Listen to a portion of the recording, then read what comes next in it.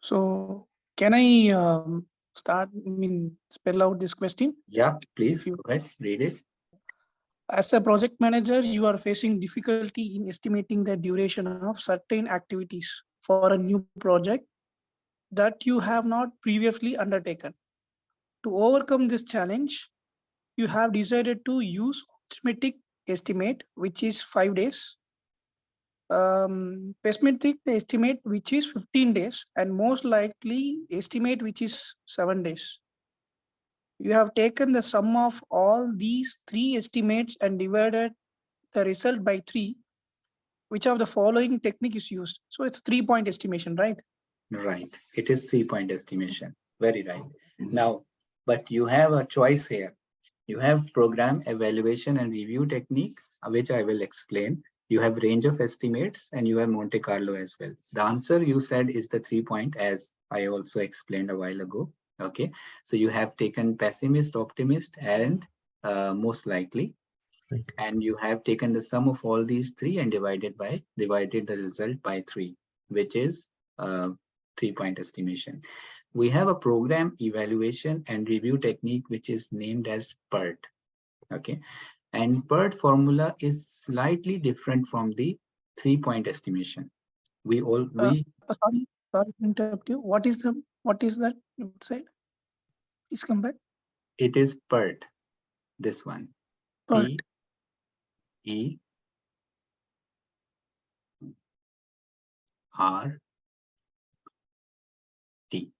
We call it PERT estimate. Okay, so when there is a lot of variance between two estimates, or between when there is a lot of risk involved between the estimates, okay, so what we do, we prefer the PERT formula, and PERT formula is slightly different. We have both pessimist, okay, we have most likely as well, okay. I mean, we have most likely, and we have optimist also. We have optimist estimate, okay. Oh, and then we have most likely as well, okay. Most likely. What we do in 3-point, we said that we'll divide by 3, right? But here, what we'll do, we divide by 6, but the most likely one, we multiply it by 4. Okay. So PERT formula, we take pessimist plus optimist plus most likely is multiplied by 4, and the whole we divide it by 6. In this way, we take care of the variance that was so huge between two estimates that we received. Okay, let's say if the task can be done in 5 days, and there is an estimate it can be done in 9 days, and there is an estimate it can be done in 8 days. Okay, so the variance between these 3 estimates is not huge, so I can divide by 3. I will move ahead. However, if I got the estimate at 5 days and then 30 days or 20 days, and then most likely is somewhere 15 days, then I would prefer to use the PERT technique. Okay. Okay. Yeah, and range of estimates is not used here.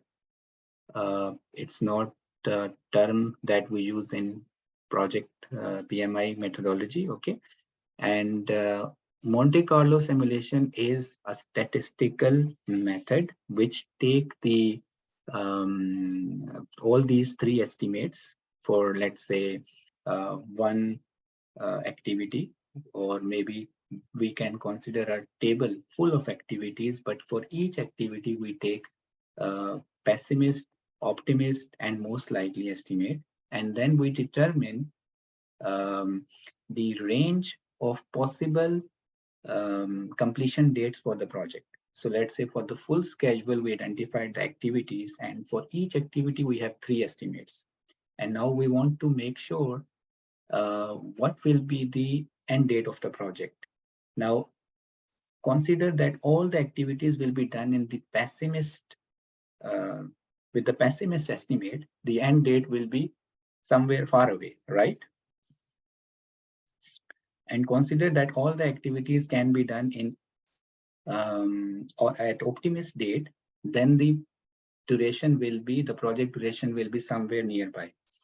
Okay. Similarly, if all the activities are done at most likely date, then then the whole duration of the project will be another date. Okay.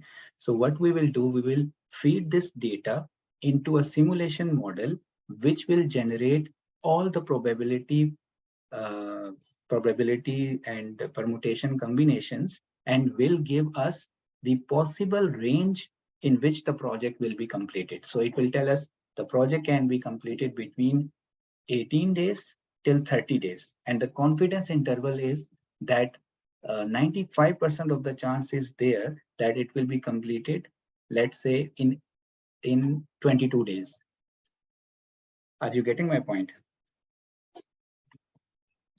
So Monte Carlo simulation is a statistical technique in which we take various estimates for all the activities that we need to, whether we are working on estimating cost or we are working on estimating the schedule, and we want to know based on various inputs to this model where we will be ending up.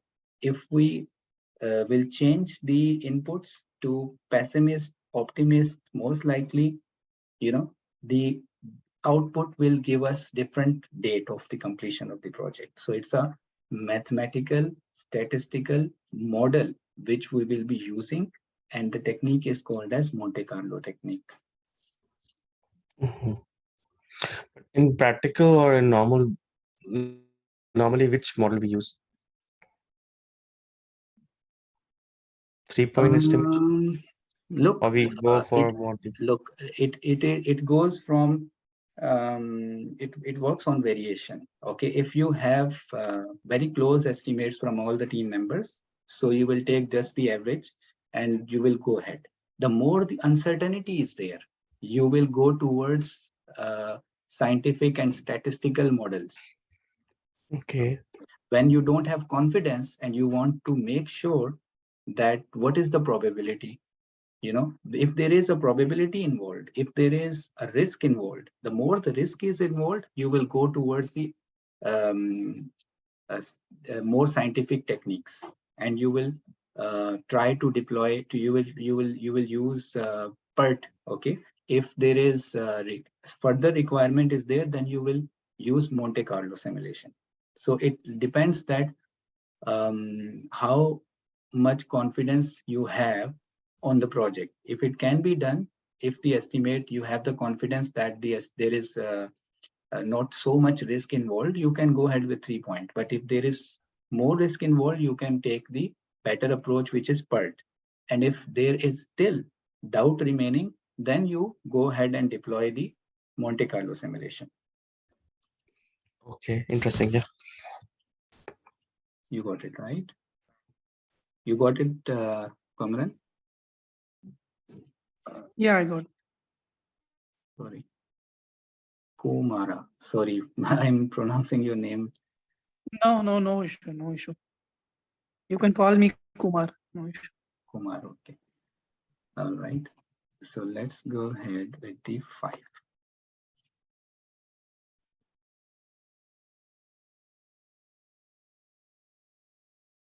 For Monte Carlo simulation, I would encourage you to watch one of my top viewed video on my channel on the YouTube, and it's the most liked video that I made on Monte Carlo simulation. It will make your concept very clear. It's like just two minutes video, and if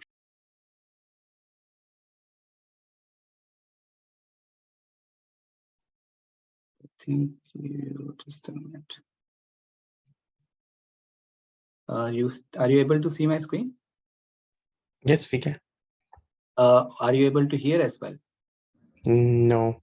No? Okay, just let me from here share sound. Okay, I'm just starting it. Hello and welcome to Project Management Professional Training Program. I am your host Etisham Qureshi. In today's lecture, we are going to study about Monte Carlo simulation.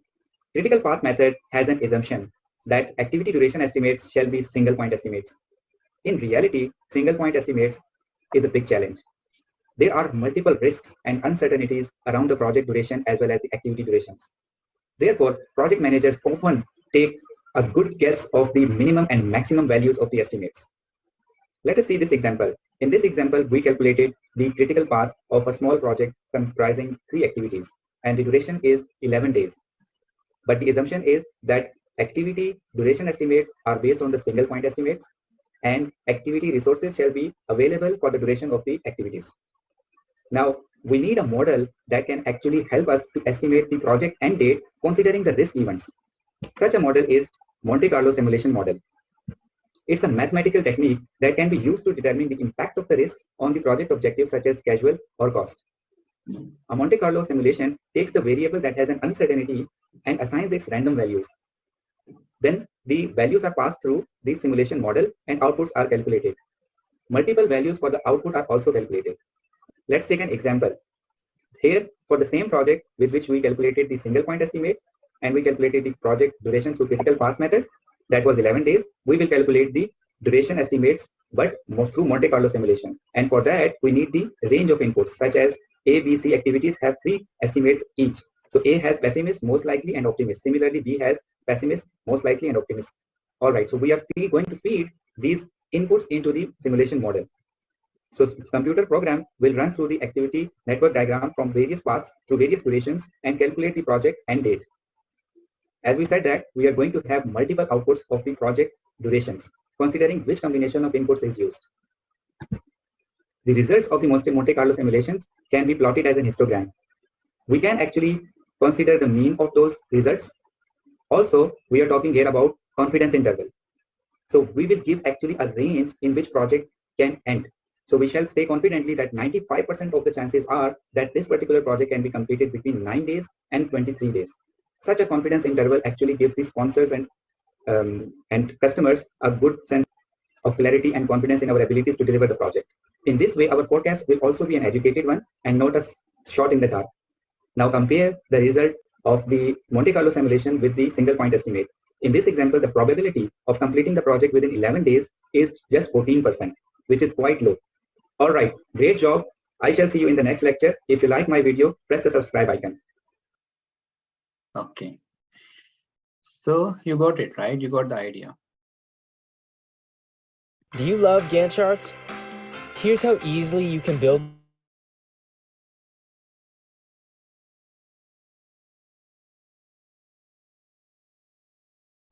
Yeah, it's done. It's done. Let me come back. Okay. Are you guys still here? Yep, I'm here. Okay. You have any question on the video? On the concept of Monte Carlo? No, that is good. Yeah. You got the idea, right? Both of you. Okay. Third, fifth question.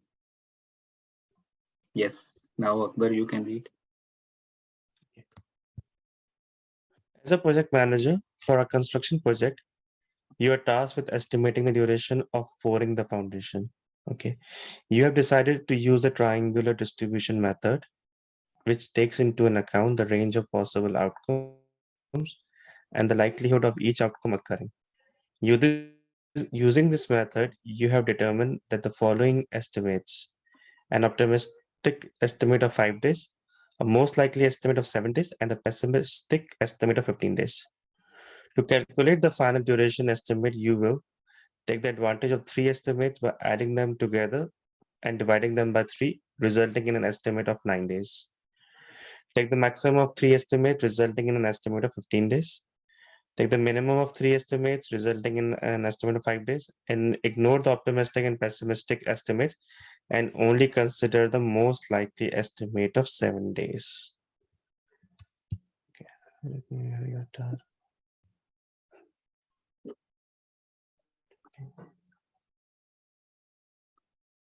So the first one is the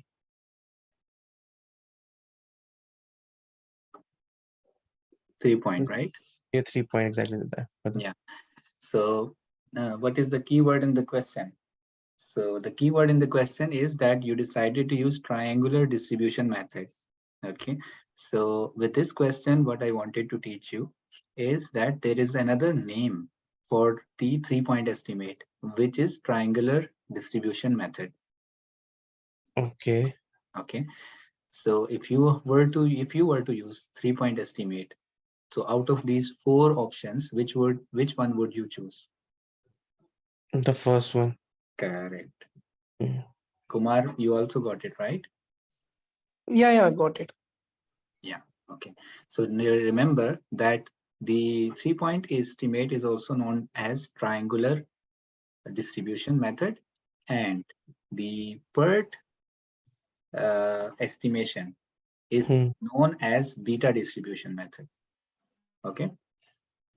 The other name for PERT technique is beta distribution. Okay. Now question 6. Kumar, do you want to take it? Yeah, read, Kumar. Yeah. As a project manager for a construction project, you are tasked with estimating the duration of pouring the foundation.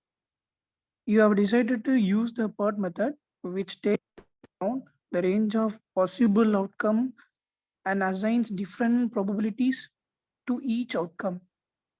Using this method, you have determined the following estimates: an optimistic estimate of 5 days, a most likely estimate of 7 days, and a pessimistic estimate of 15 days. To calculate the final duration estimate, you will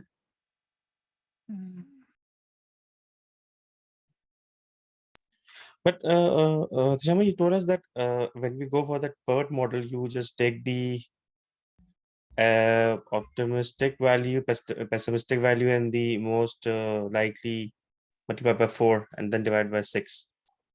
That was the formula. I will go back to the formula, or I will write the formula here. So what was the formula? I think just let me read right. Let me take the pen. Okay. Sorry, let's go back. Where was our question? Question 6, 7. Yeah, 6. Okay.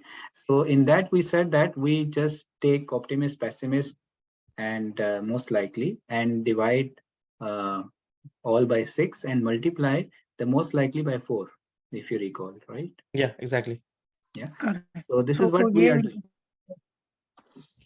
Yes, Kumar. option A. Yeah, that's the same what we are doing. Yeah. Everything has 6 underneath, right? So we are multiplying optimist by 1 by 6. We are multiplying pessimist by 1 by 6. However, we are multiplying most likely by 4 by 6. So in the end, what we will get? The PERT. Yeah, PERT formula, right? I'm taking the pen, which is, if you got it, then I can move on. Yeah, we got it. I got it. Got it, right? Also, you got it, Kumar, right? Yeah, I got it. You told us. Yeah. Okay, great, guys. So let's move on. Okay. So as a project manager for a software development project, you have been experiencing delays in completing the certain task. Your team has been working overtime and adding more resources to try and speed up the process, but you have noticed that the duration of the task is not reducing. This is a result of option 1, the iron triangle, option B, Parkinson's law, C is Murphy's law, and the 4th is a law of diminishing results. I will go with option number D. What do you think, Kumar?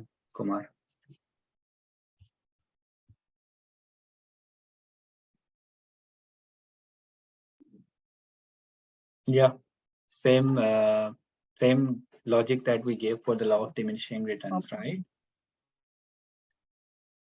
Right, Kumar? That more resources we add to the task, the marginal benefit that we will see initially will reduce after some point.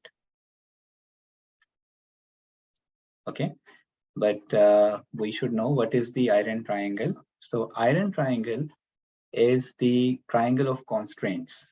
Okay, so we have cost, schedule, and scope. These three things make us iron triangle. As a PM, your job will be that you need to balance cost, time, and the scope, right? You have to, if you have a scope, which is probably, let's say, we are talking about scope is fixed, we need to deliver everything, then two things may vary, that maybe you will be within the time or within the cost. However, if you try to complete within the time, okay, you might have to spend more cost, might end up spending more cost. So all these constraints will be fighting with each other. Sometimes you will try to reduce the cost, but it will take more time to get it done. So project manager is always balancing these constraints. So this iron triangle of constraint is composed of cost, schedule, and time.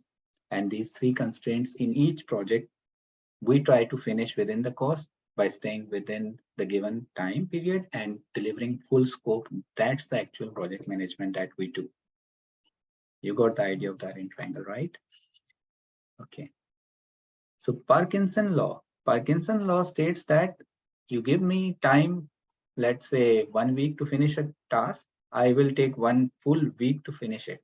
It's like if you reduce the time by 1 day, let's say, I will, if I have only 4 days, I will finish it in 4 days. So it says that the activity expands to the time available. Okay, so it's like a psychologically also, if you give me more time, so I will relax, right? So I will start maybe not today, I will start tomorrow, because I have a week time and the activity maybe is actually 4 days task. So the more the time you will give me, I will take the whole of the time to finish it. Interesting law, right?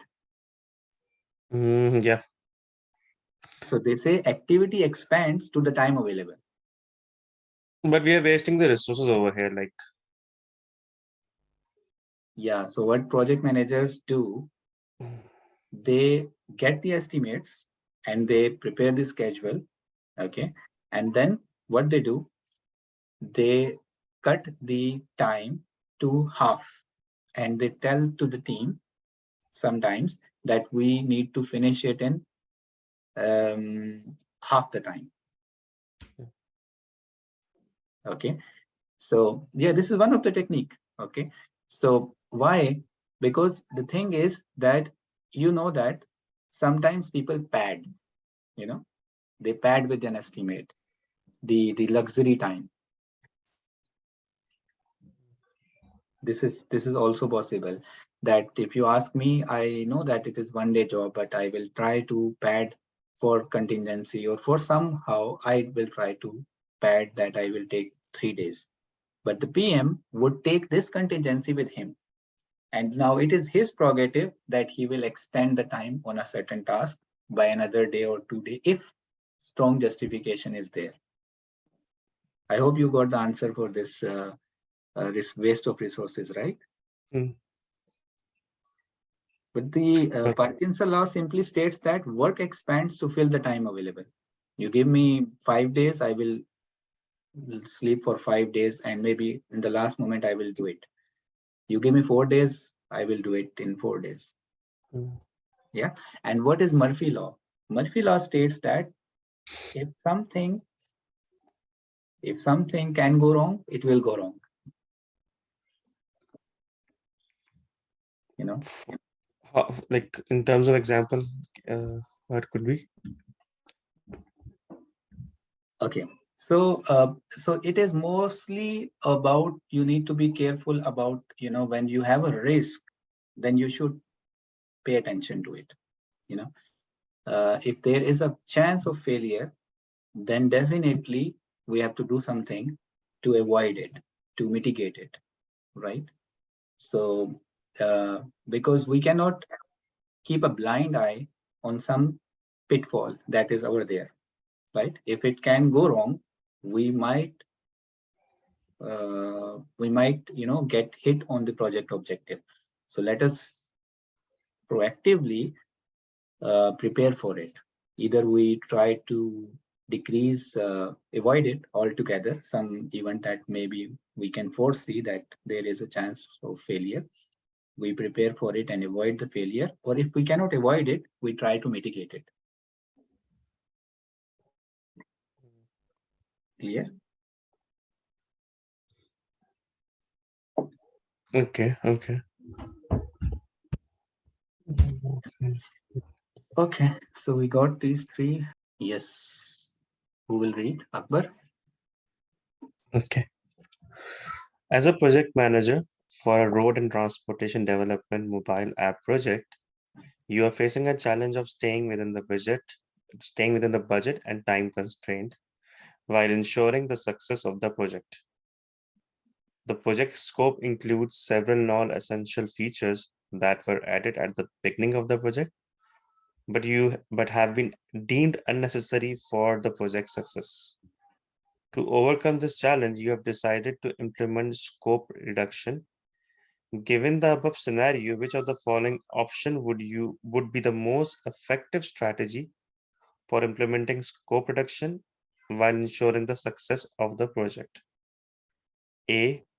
Removing all non-essential features without considering their impact on the project objective. B. Negotiating with customer to reduce the scope of the project without considering the impact on the project objectives. C. Carefully identifying and removing non-essential projects element while minimizing the impact on the impact of the project objectives, and following the change management process to ensure project remain within budget and schedule. D. Ignoring the budget and time constraints and focusing solely on completing all project elements regardless of their impact on the project objectives. I'll go for C. Yeah, me too. Yeah.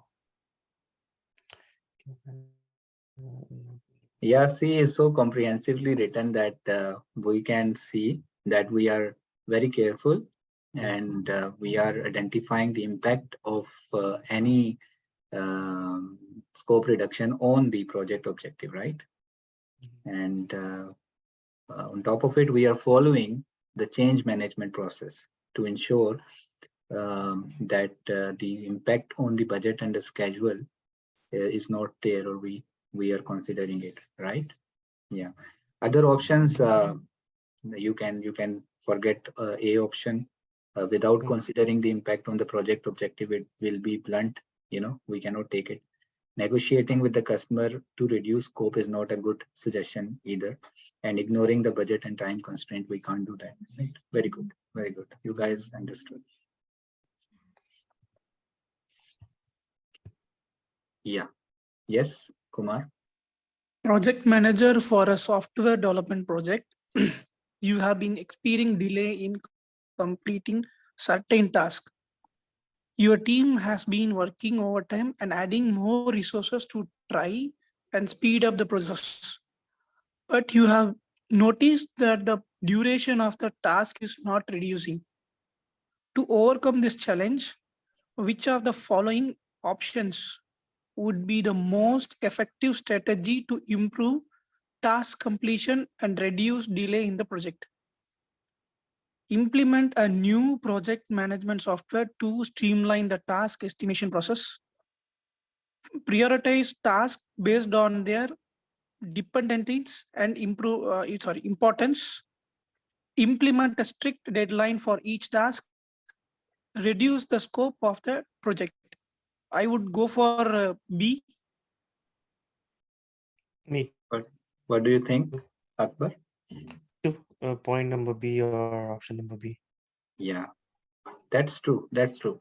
So why we are not considering A, for example? Because middle of the project you cannot introduce the software and it will crash the entire process and everything.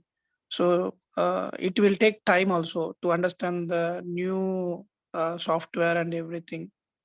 And see, implementing a strict deadline means anyway, we know it will take time. Task will take time, and we have already gone the time. So it is we know it is not possible. So maintaining the strict deadline it never resolve, and reducing the scope, it is not, it is a reputation also, because we have agreed. And Yeah. Sorry, we lost your voice. yeah, that's what reducing the scope of the project. In the middle of the project, we cannot go back and fold our hands to the Yeah. client and saying that we cannot do, and it will impact our company reputation. Correct. Also. Correct. So it is important that we should address the root cause of the problem. Now, if you see the point B, it is addressing the root cause of the problem, right? So in the question, what is the root cause? Prioritize the task based on the dependencies and importance. Yeah. Options, if you see, these are not directly addressing the root cause. What if you will bring a project management software? It will not address the problem at hand, right? And similarly, the other options, if you see, implement a strict deadline. If you will implement a strict deadline, it will also start a panic situation among the team. But we already have the deadlines, right? When we build a project scope, we already put some timelines over there. Yeah, so, but we are saying more strict, reduce the time given to the team, implementing a strict deadline for each task. So we reduce the time actually from the team, from their hand. So what will happen? It will create a panic in the team. So they will try to, in the rush of doing the things in the less time, they will forget about the quality, and the quality will be impacted. Then the defects will appear. It will not be to speed up. This will not be a good suggestion to speed up. Yeah. Okay. And reducing, as Kumar said, that it's not an option that we go and tell client that since it's our problem, so you reduce the scope. Yeah, it's also not a good suggestion. Got it. You guys got the answer. It's important in the while you're preparing for your PMP exam, it is important that you do the root cause analysis, or you do the try to understand the justification behind the correct answer and justification behind the incorrect answer.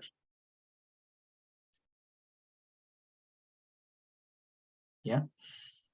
Okay, Akbar. Question 11, I think so. Oh, really? I missed it. Yeah. Okay. Yeah. You are a project manager for a large scale construction project that involves building a high-rise office building in the city center. The project has been ongoing for several months now, and you have recently received feedback from your stakeholders that they're concerned about the project financial performance. They are worried that the project may be overrunning its budget and the cost may be spiraling out of control. In order to provide assurance to your stakeholder that the project is on track financially, which of the following factors should be closely monitored and report to them on regular basis? Compliance of the project with relevant regulation and laws. Option number B, performance of the project against the budget and cost estimates. Option number C, project funding requirements and source of funding. Option number D, estimate future budget. I would go with D. Interesting. Okay. So what do you think, Akbar? 10 seconds. Just I'm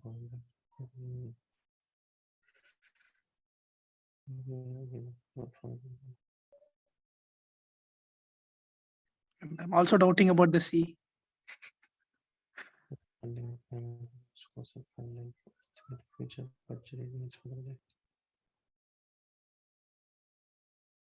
Okay. I think so. Option number B. Yeah. Okay, so look, yeah, the correct answer is B, but we need to understand what we have to track if we are concerned about the financial performance of the project. That's the objective of the question, right?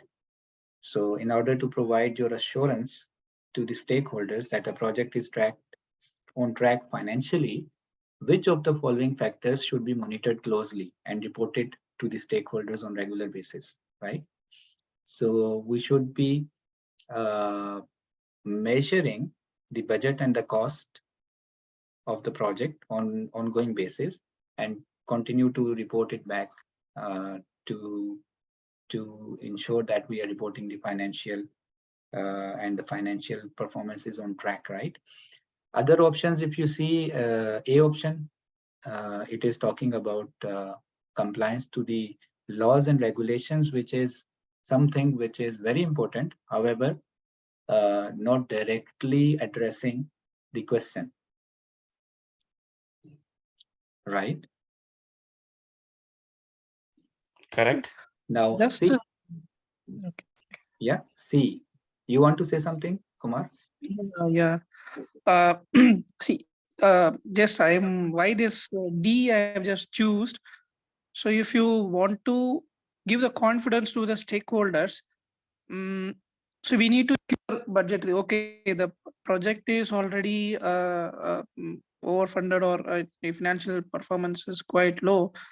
So I need to give the confidence to them, estimating the future budget and the project. So they will give, I mean, they will confidence on us. Yes, we can able to. Then we go for the performance. Then vice versa, we have to monitor a weekly or monthly and every in financial ways. Yeah. So that's the reason I have chosen the D. I know your concern. I got your point is valid, but just little bit tweaking is required, because if you read the question, the stakeholders want to know the current performance. I mean, they are worried. What is the question says? That you are a PM of large scale construction that involves building a high rise office building in the city center. The project has been going from several months now, and you've recently received the feedback from your stakeholders that they are concerned about the project financial performance, and they are worried that the project may be overrunning its budget and that the cost may be spiraling out of control. Okay, so what can address this concern is the current financial performance, how well you are performing right now in terms of budget and your cost. Okay, I mean, and this will give them the confidence about the future without telling them the current performance of the project against what you budgeted, and that you are already under budget. Okay, fine, I am confident. I have seen your performance, how well you are performing against the baseline. Okay, well, you are on track. Now you can show me a forecast also, that okay, you want X amount of dollars for the next quarter. We are more than happy to, I mean, we can think about giving you more dollars for the next phases of the project. However, right now our concern is that what did you do? How well you performed on the budget that was given to you, right? Yeah, correct. So I misunderstood the question. Yeah, it's okay. Yeah. It's okay. It's okay. And project funding requirements and the source of funding, obviously, being a PM, you should always be focusing that the sponsor is, is in good financial health. That sponsor will continue to fund you. It should not be an assumption that funding is always available. Sometimes projects funding stops also. So you need to also be aware of your quarterly funding requirements. However, it will not, knowing what you need for next quarter will not address the issue of the stakeholders, which is in the scenario question, right? Yeah, Yep. I hope it is clear for both of us, all of us. Okay, let's move on to the next. Yeah, And Ajay, okay. working in the Yeah, I can take it. Or Yeah, go ahead, go ahead. yeah, an agile team working in the e-commerce industry has identified an opportunity to expand into a new market during their last retrospective. They are working in a number of ways to increase the probability of this opportunity occurring, such as conducting market research to understand the needs and preference of customers in the target market. Which risk response strategy does this scenario exemplify? Mm,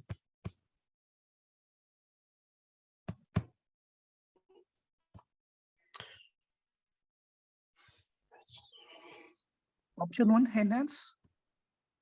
Yeah. So what you are doing, actually, you want to capture the opportunity, and you are trying in number of ways how you can increase the probability of this opportunity, right?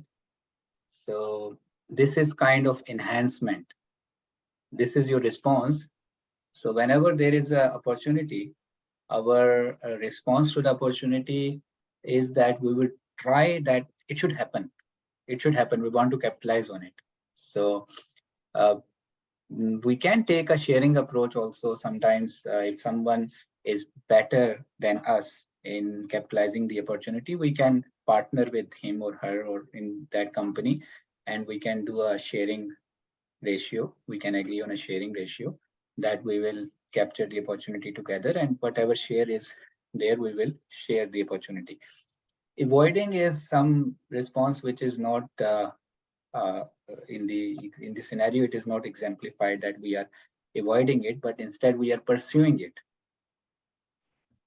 Yeah. But what about acceptance? What do you think? It could be an answer. mm,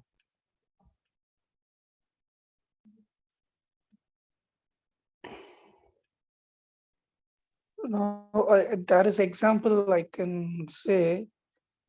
If any product I have, or I may get a customer review stating that giving a feedback about the product. So we need to accept the drawback of the product, and we need to work it on that, and to do the better way.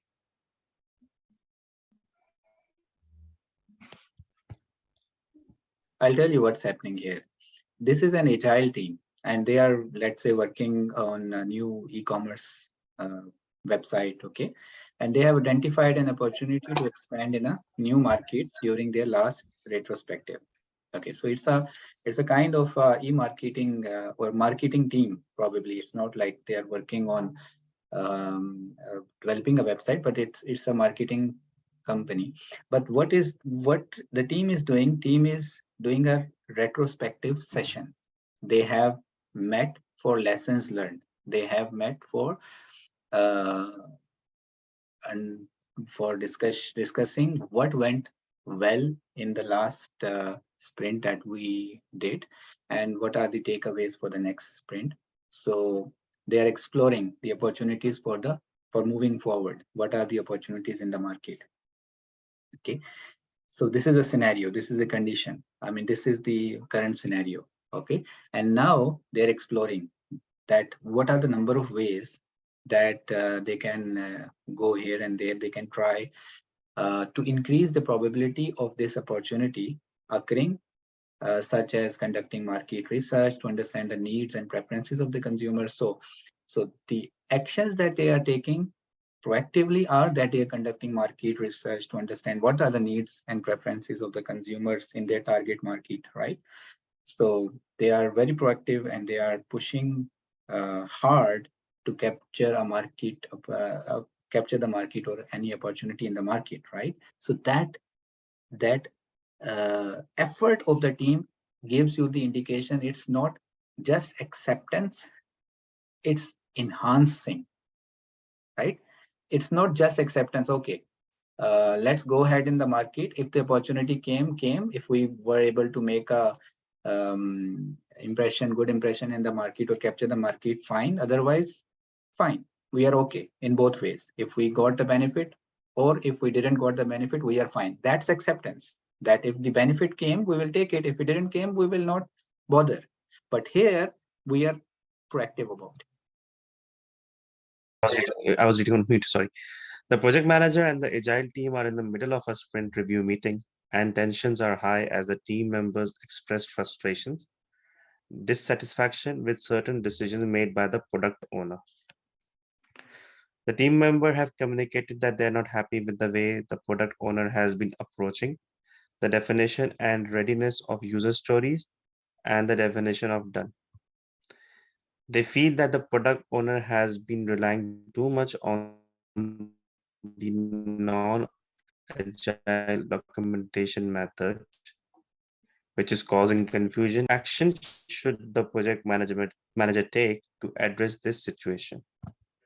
Option A, telling the team to suck it up and deal with the issues on their own. Interesting.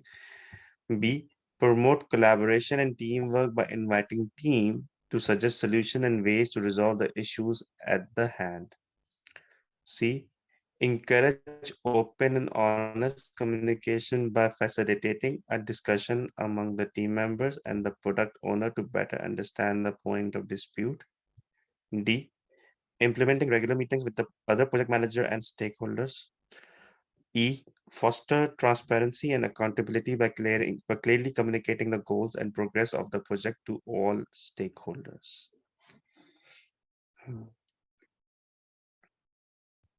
Okay. You want to try? There are two options, Yeah. right? You need to choose from 5 options. You need to choose 2. Okay. I'll go with option number, option number B and option number D. Okay. So first one we will eliminate, right? Yeah, of course. Agree, Kumar, right? Yeah, sorry, my network is dropped. It's okay. I got it. It's okay. Yeah. And then we have 4 options remaining. From here, we need to choose 2. Akbar has selected B, which is actually one of the correct option. Okay. And he has selected which one? D, right? D for Delta, yeah. D for Delta. Okay. Which is not the, which is correct in general. However, it is not the answer here. Okay. So let's see why. We will see first C. Okay. So C is encourage open and honest communication by facilitating a discussion among the team member and the product owner. So if you see, the question is that you are in a sprint review meeting, and the sprint review meeting is the meeting in one of the agile framework, which we are talking about mostly is the Scrum. And in the Scrum, we do sprint review meeting at the end of the sprint when we are showing the demo to the customer. Okay. And then in that meeting, we are seeing that the tension is high as the team members are expressing frustration and dissatisfaction with who? With certain decisions made by the product owner. Okay. Then who is the product owner? Product owner in Scrum team is the voice of the customer.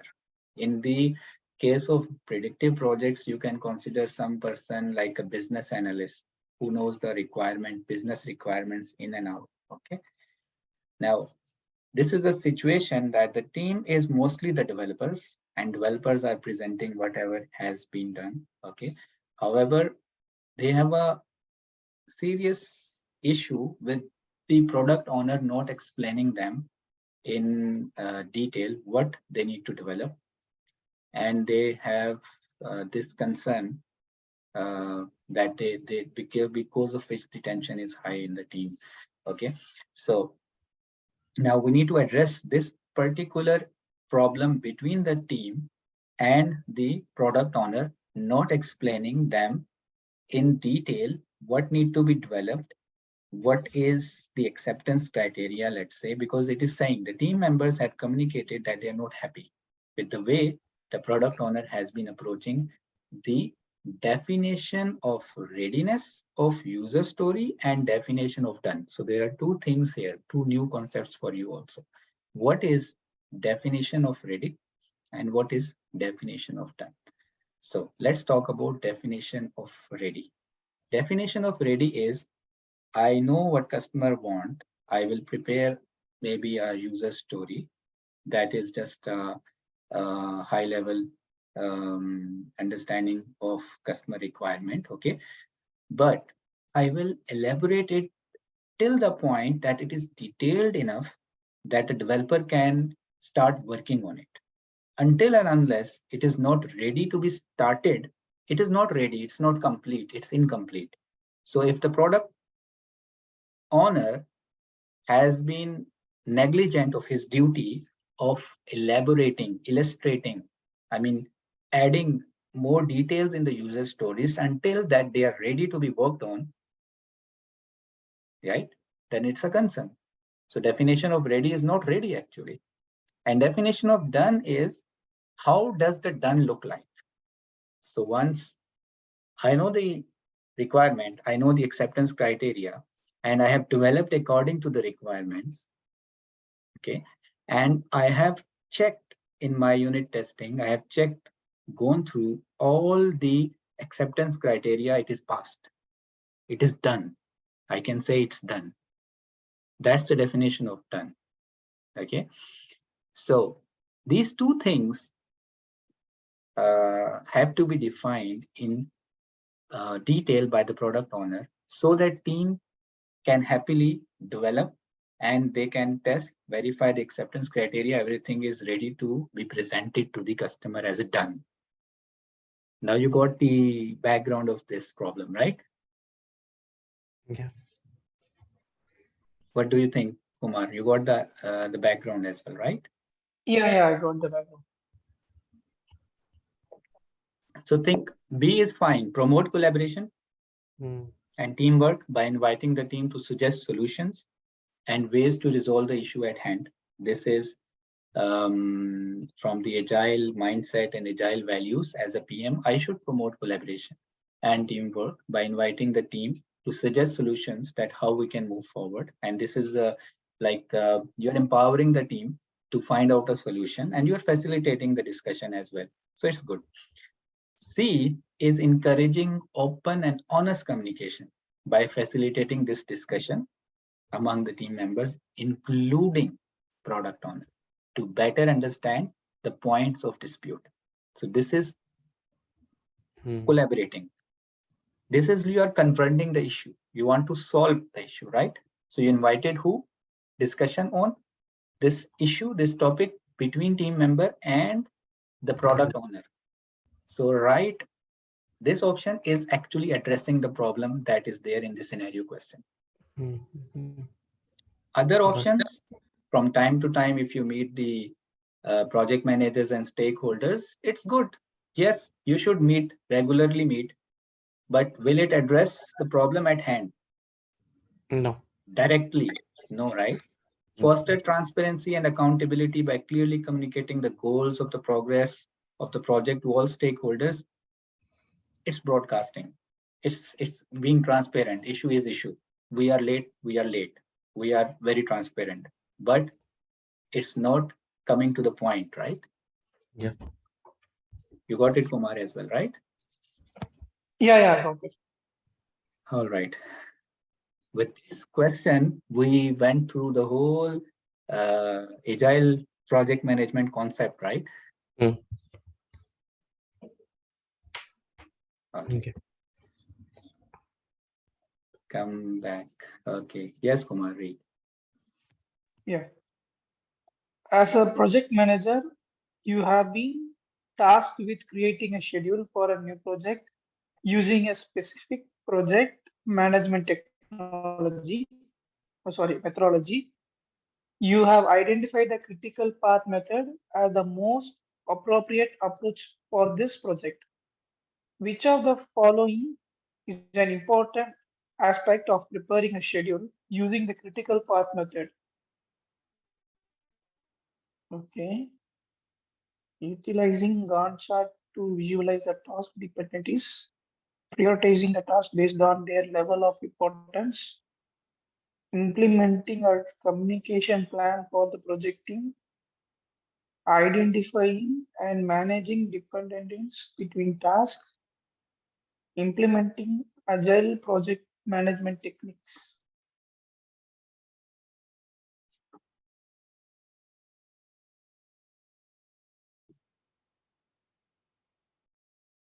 What is critical path method? Yeah, I'll tell you now. No worries. Okay.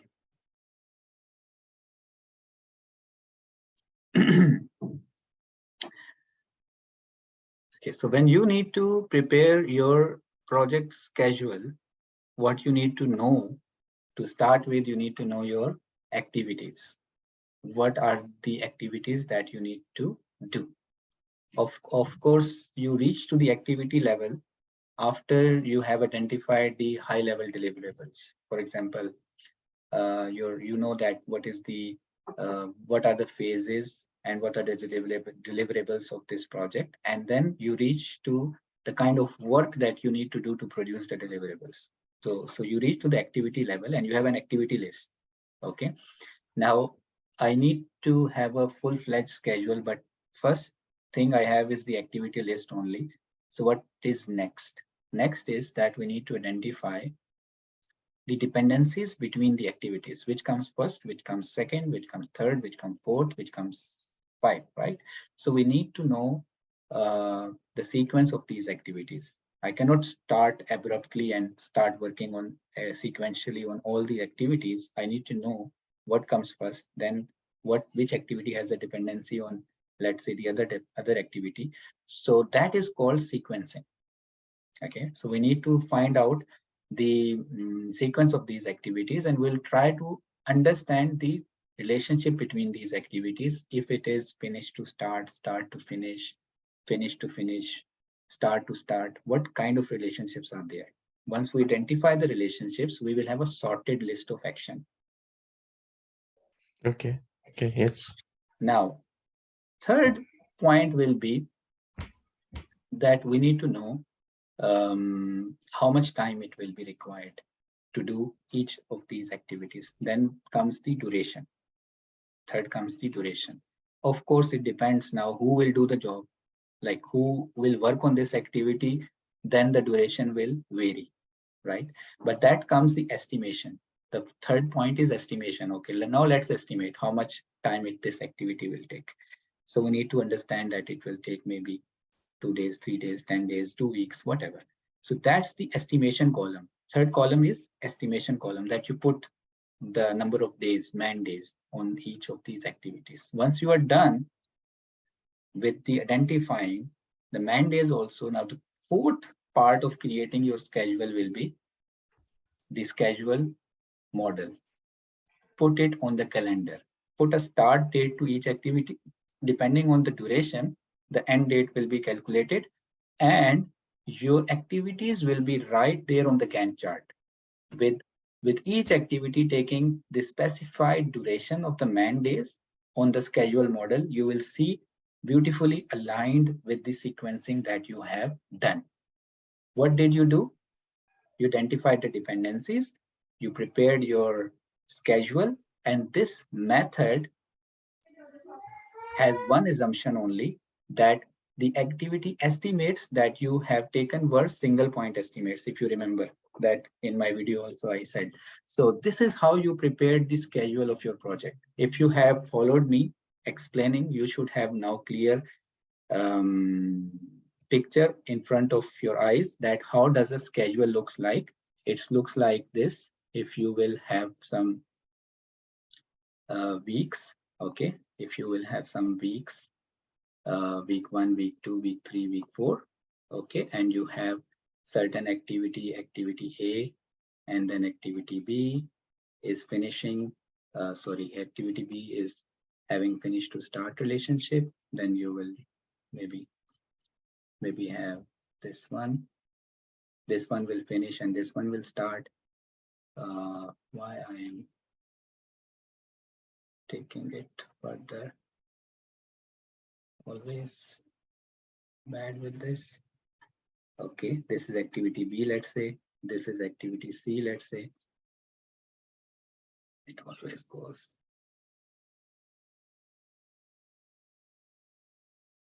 Okay, this is activity. Maybe both of these are in parallel.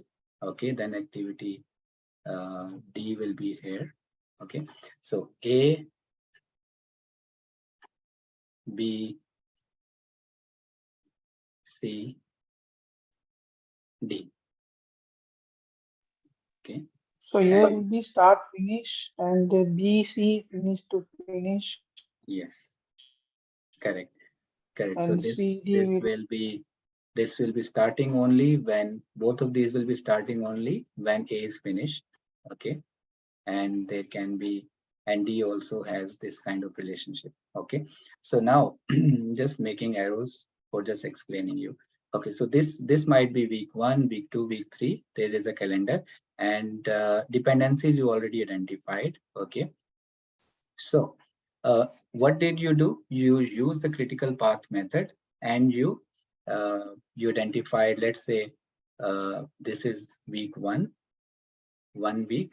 Both of these activity take 1 week. Okay. And then this take 1 week. Then the total duration of the project is 3 weeks. Okay. Sorry. So that's how you calculated the duration also. That the critical path is also a BD or a CD. It doesn't matter. Okay. So that's the critical path method. Now, in the critical path method, you have option A, utilize Gantt chart to visualize the task dependencies. Then look at the, so that's one of the correct options. Second is prioritizing tasks based on their level of importance. Okay. So anywhere in calculating the critical path or in preparing your schedule model, it was not mentioned that which activities you need to do. That is one aspect of your scope finalization, which you will do much early, that what is inside the scope, what is outside the scope, what are the deliverables you need to produce, what are the prioritized list of requirement, that is done. It is not part of the critical path method to prepare your schedule. So this thing is done much prior to using the critical path method, that prioritizing the task based on level of importance. Okay. Then you have C, implementing a communication management plan for your team is also not an aspect as per the PMI methodology. It's not an aspect of creating the schedule. It's one aspect of project management, that you should have a communication management plan in place, that who will communicate what and with who and with which frequency. That is your communication management plan. And you need to implement it as part of execution. Identifying and managing the dependencies between the tasks. Now, if you come back to the explanation how I reached to this picture, I identified that B is dependent on A to finish and C is also dependent on A to finish. Right? And D is dependent on B and C to finish. Right? Right. Yeah, that is sequencing. After we have a list, we have to do the sequencing of the activities. So that is your answer. One of the other answer is identifying and managing the dependencies between the tasks. And then E, implementing agile project management techniques. Now, it is not a agile project. I mean, critical path method, we use it in the predictive projects. Okay. So this answer, like implementing agile project management technique, is not directly addressing any concern of the, I mean, it's not a critical path method, right? It's one of the option of managing the project, that we can manage it in predictive way or agile way, where we divide the scope into small iterations and we deliver iteration by iteration and we deliver incrementally and iteratively. However, it is not related to the question at hand. I hope you have understood the critical path method and the two important aspects of critical path method. One is utilizing Gantt chart, which is in front of you on the screen, and identifying and managing the dependencies between the tasks. Okay. right, Kumar and Akbar? Yeah, I'm right. Just for understanding purpose, Hmm. uh, uh, this Gantt chart with visualizing you're done for this. So just for my interest, this activity A is a critical one, and activity D is also critical one, right? Yes, right. Right. Okay. So See, that's all. now I will tell you we can how we can change the critical activities. Right now, there are two critical paths, A, B, and D, and A, C, and D. Both are critical activities. So each activity here is critical activity as of moment. But for example, if we change the duration of activity, let's say this one by 2 days, 2 weeks.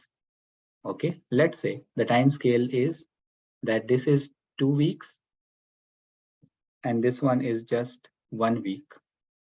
Okay, forget about that. This is 1 week, 1 week, 1 week. Okay, let's say this is 2 days, this is 1 day activity. Okay, maybe we will extend it further also. So what will happen? This will finish. This activity A, I mean activity B will finish somewhere in between. This will finish somewhere here, right? It will finish. But by that time, activity C will be in progress. So we have to wait till C is done. Okay, because C is now 2 days. So our critical path will change to A, C, and D. Yeah. Now you got this point, right? You will start, then you will do activity A, you will do, definitely you need to do all the activities. It doesn't mean that you will not do B. You will do B, but after doing B, you cannot start D. You have to wait 1 more day till activity C is finished. And then you can start the activity D because D is dependent on B and C both to finish. C. B. Yes. You got the So idea, right? total project duration will be the 4 days. Yes, it will be 4 days. Correct. And what does critical part tells you? The total duration of the project. You want to know the total duration of the project? Calculate the critical path. The duration of the critical path will be the total duration of your project. Okay. I hope this is clear. Welcome, Kamar. Thank you so Yeah, much, and I'm sorry for late joining. It's okay. It's okay. We have reached to 14th. Yes, Kumar, you want to say? No, just that's all. Thanks. Akbar, Now you I'm just better have clarity. better clarity. Akbar, you have any question for this or we move forward? We can move on. That's good.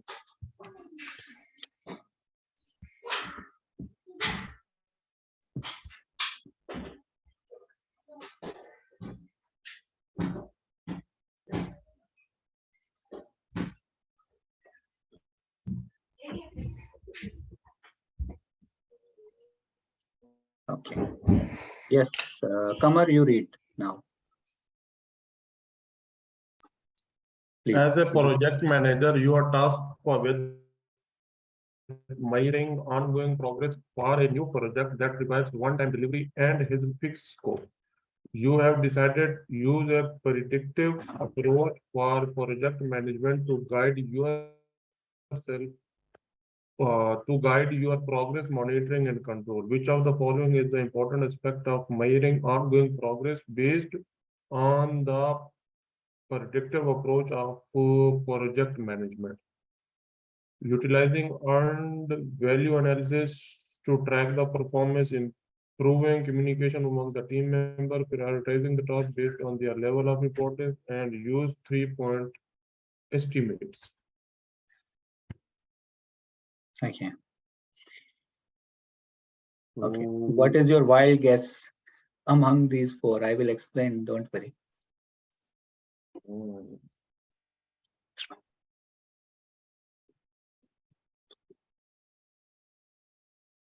This is one-time delivery and has a fixed scope. So we have the predictive approach, and I think that will be the first option, utilizing earned value analysis to track the project performance. Okay. Okay. So for others, Kumar and Akbar, what do you think? I'll go with option number D. Okay. And Kumar?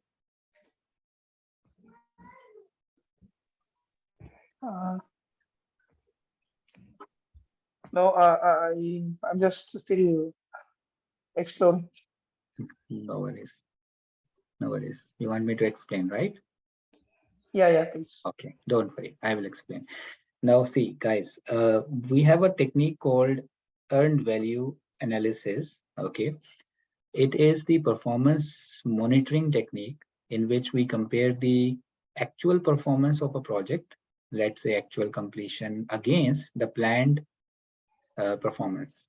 Okay, so what is the actual cost that you have incurred so far, and what is the planned cost that you were supposed to spend by now. Okay, let's say you have a planned value and then you have an actually how much you have actually invested, or how much time has passed, or how much money has been invested so far. So how it is, if I give you an example of if I give you $4,000 and I give you you need to paint a room which has 4 walls. Okay, and imagine that you have 4 weeks to finish this painting of this one room. So each week you need to finish one wall, and you have divided this $4,000 to 4 portions. So each wall will have a budget of $1,000. So 1 week, $1,000 is for each wall. If I come to you after 2 weeks and I ask you what is the percentage completion, okay, you are supposed to be finished with 2 walls. Wall 1, complete 100%, 1,000. Maybe you have already spent 1,000 for the wall 1, and wall 2 also 100% painted and $1,000 already invested, let's say.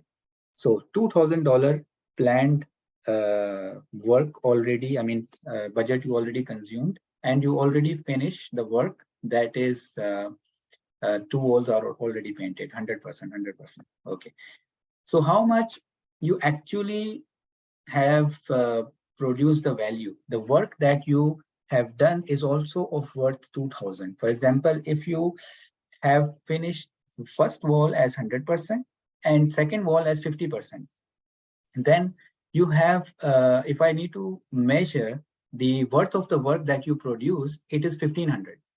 Because the second wall, you already have consumed $1,000 for it, but you finished it only 50%. So the worth of the work that you have actually done, the earned value is 1,500 only.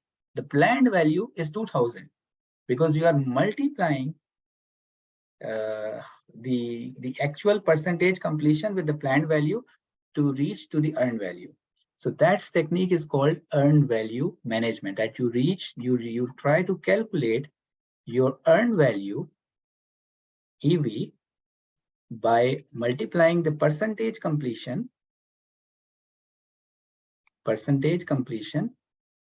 consider this as percentage completion of the activity with the planned value. So you got to know how we calculate the earned value. In this example, you were done with 50% for the side B, and you were done 100% for the side A. So for the side A, the earned value was 1,000. For the side B, the earned value was 500, because 50% of the side B was done. However, you consumed already the budget. Okay, so what the management will take it from here, that you are not only under over budget, you are also behind the schedule. So that's the earned value analysis. So now I go for a Yeah, it's okay. It's okay, but you need to know first so that you can answer it. So that's why I explained there is a technique called measurement technique called earned value analysis, in which we calculate earned value by multiplying the percentage completion with the planned value, and then the earned value is actually the worth of work that we have just completed. How much dollar value is there for the worth of work that we have just finished so far. Okay, improving communication among team members is not also directly giving you the progress monitoring in terms of it is not a technique to measure the progress of the project. Prioritizing the task based on the level of importance is actually scoping part, as I explained earlier, that you need to prioritize the work before you start. And using 3-point estimate is one of the estimation technique, although it helps you to understand how much time it will be required or how much cost it will be required, but ongoing basis to measure the actual performance against the baseline, you need some other technique, which is earned value technique. I hope it is clear, Akbar, right? Yes, man. Yeah, Shamai. Okay, great. Let's go. Yes, Akbar, great. Okay. As a project manager, you are tasked with managing changes to the project timelines, specifically the schedule baseline. In a new project that requires single delivery and has variable scope, you have decided to use an iterative approach of project management and have implemented a change management process to guide your modification to the schedule. What are the two important aspects of modifying the schedule as needed based on the iterative approach of the project management and use of change management process? A. Utilizing agile techniques such as sprint planning and daily stand-ups to adapt to changes in a scope. B. Incorporating feedback from stakeholders to make adjustment to the schedule. C. Utilizing a rolling wave planning approach to adopt changes in scope and timelines. D. Ignoring changes in project management or constraints. E. Not implementing a formal process for managing and approving schedule changes.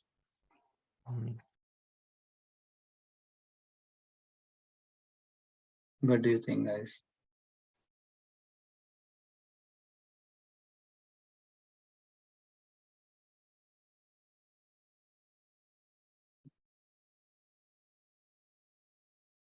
Mhm. Okay, so this needs some insight, right? Yeah. What's happening? Correct? Yeah. Okay. So we are talking here about two important aspects of modifying the schedule based on the iterative approach of project management and using the change management process. Okay. So how we manage a change and how we modify the schedule in iterative approach of project management. Okay.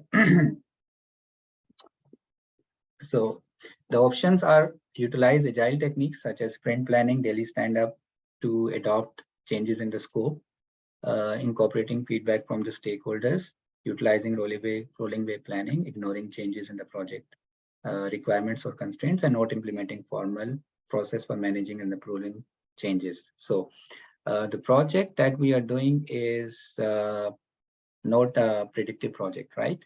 You have decided to use an iterative approach of project management. So in the iterative approach of project management, not implementing a formal process for managing and approving schedule changes. Yeah, it is one of, yeah, Kumar, you want to raise hand? You raise the hand, you have a Yeah, question? yeah. Just I need want clarity about the iterative approach of management. What do you mean by iterative approach of management? On what is Okay, iterative okay. approach? So I'll give you an example, iterative approach of it. So let's say you have a project and you know the scope of the project. Okay, and you know the scope of the project, and you decide that there will be one big bang delivery in this project. Okay, you estimated the time required and the cost required, and then there will be one delivery only in this project. Okay, then you are taking the predictive approach of project management, that you predicted in the beginning that how much time it will take and how much cost it will take to deliver the full scope, and there will be one delivery of this project. That is purely predictive way of managing the project. Confirm, you got the idea of predictive, right? Yeah, got it. Now comes to iterative. Now iterative is for the projects where also there is one delivery, one big bang delivery. Okay. However, the scope is not clear. The previous approach was for the project where the scope is clear. You can today estimate how much time and cost will be required, and then you can start working on it. Maybe not today, maybe it will take time to estimate, but once you know the scope, it is going to be a bridge that you need to construct. You know the scope, it's a bridge. You can estimate the time and effort required, and then you can start working. But here, I am talking about something which I don't know, but I want to work with you iteratively. I will explain to you maybe in iterations. I will explain to you as and when I explore more information of what I want. So scope is fixed, not fixed. Scope is variable, but I have limited resources. Let's say my resources are limited. My money and my time is not indefinite. Like I have limited amount of money and limited amount of time, but I also don't know what I want. So you will work with me in iterations to understand what I need, and you will be delivering finally. Once I am satisfied with what you have delivered, the project is finished. So this is one delivery, but you can modify what is being developed with the feedback that is coming from the customer. Okay, you will show him something, he will agree, he will give you the feedback. Okay, modify it. You will take back to the development, change it, modify it, come back, show it in the next iteration. At the end of next iteration, you'll show it. So you are building and modifying and evolving the product iteratively in iterations, small sprints. But you will not give at the end of each iteration, you will not hand it over to the customer to start using. You are taking back, you are modifying it with the feedback and bringing it, and there will be one delivery only. That is the iterative approach. You got the idea? Yeah, I got the idea. And I will show you guys one slide, and it will make it more understandable after a while. Okay, let's explore the other options now. With this understanding, in this understanding, the iterative project management, where we have the scope of the project, which is variable, and there is one delivery that is that will happen, and you have decided this, that your approach will be iterative. Okay, then okay. A, utilizing agile techniques such as sprint planning and daily stand-up to adapt to change in the scope. It makes sense, right? That you will work with the customer, let's say, in iterations, 1, 2, 3, let's say 4 iterations. Okay, we don't know when we will be done, but in the first iteration, we started working. We had a demo with the customer here. We showed him something. Okay, we showed him something which is ready. He will give us feedback. We will improvise on it. We'll show him again that something. He will give us feedback. We will improve it. And then we'll work on another iteration, and we will show him again here. Maybe what we show him at the end of third iteration is acceptable by him or her, and we are done. So whatever we delivered is only here. There is one delivery. Whatever we've been showing to the customer, we were continuously modifying it. Let's say this is how he likes it. You got the idea, right?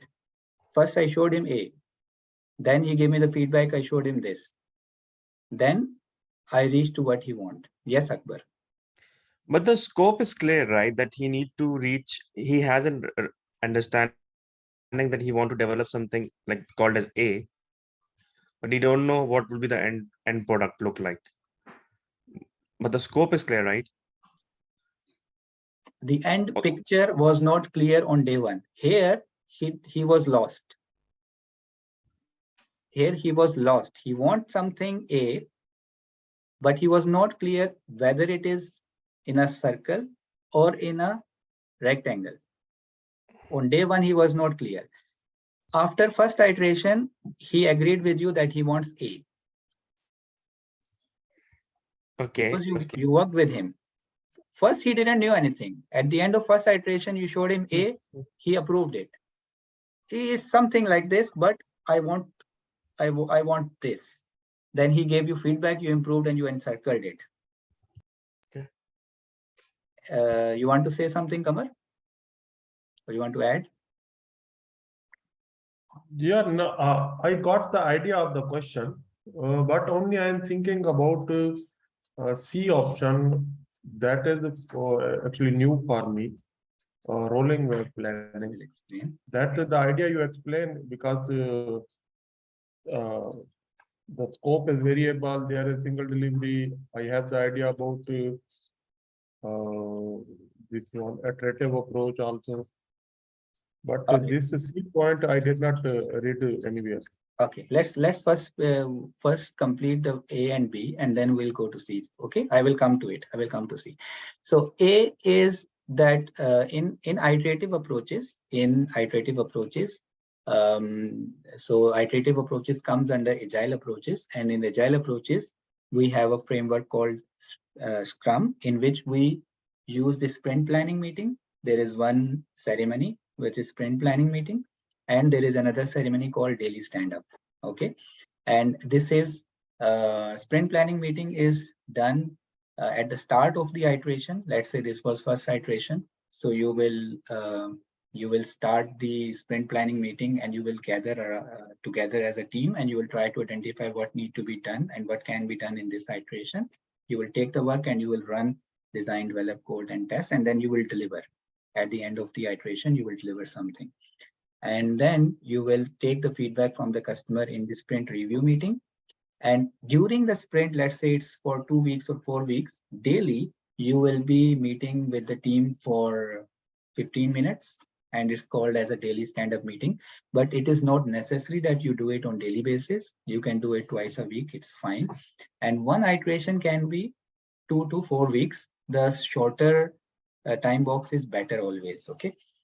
So this is one of the answer, okay? Then we have incorporate feedback from the stakeholders. So in Scrum, we have a sprint review meeting where we take the feedback from the customer. So incorporating feedback is an aspect of the agile. One aspect is divide the scope into various iterations. And second aspect is that frequently take feedback from the customer. So that is the second aspect, which is also one of the answer. Now coming to C. Okay, if you guys are okay with A and B, then I can move to C. Are you guys okay with A and B? Yes, clear, I think. Now what is C? C is giving you a rolling wave planning concept. So what is rolling wave planning? Look, in predictive projects also, we have a possibility to divide our scope into various phases. Okay. Now, if we decided that a 5-year project or 3-year project will be done into phases of one year each, okay, then what we can do, we can right now focus on phase 1, okay, and we can start planning about phase 1, okay, at detailed level.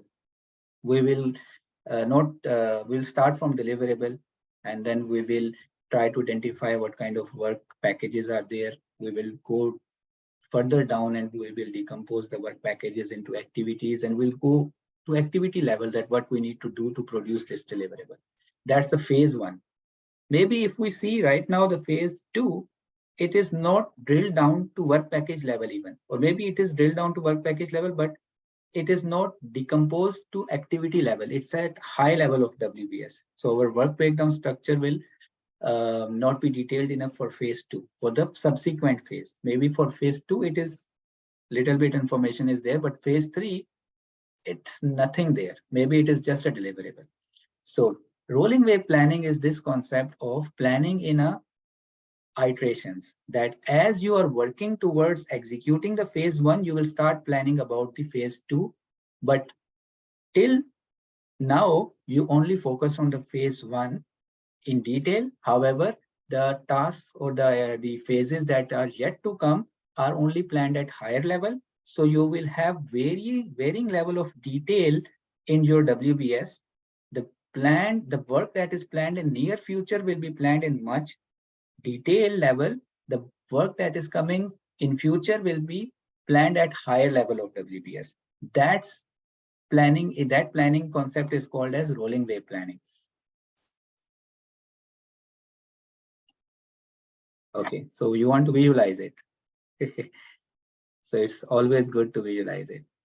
So let's say the phase 1 will be planned and executed like this. So you planned it. While you were executing, you will start planning of the phase 2. And then you will execute it. So this is where, when you were executing,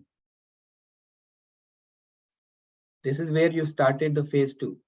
But when you started the phase 1, your phase 2 was,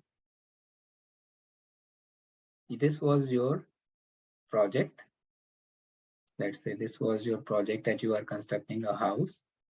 And then there were, maybe it's not a house, it's a residential complex, and there was a park, and there was a tower, and there was a tower, and then there was a market. Okay, so what you did, this is a 3-year project. Okay, so what you did, you planned for let's say park in detail. You identified what kind of work packages will be there, and then you went down one more level, what kind of activities will be there. Okay, for each of the work package, let's say. But this will stay here. This phase, which is coming after in second year, you are not touching it. You are planning the year 1 in detail, but you are not touching it. As you will be executing the year 2, you are here. Okay, you will start planning about it in detail. Then you will decompose it. Okay, let's see what are the kind of work required for me, and then I will go in further detail how many activities might be there under each of this phase 2. So it's like planning in some waves, like you are planning with some gap. And in this kind of planning, you will have varying level of details at your WBS. For the work that is planned in the near term, it will be always in more detail. Yeah, and the work which is planned for the future will have less detail on the WBS. Now you got the idea of rolling wave planning? Any query, any question?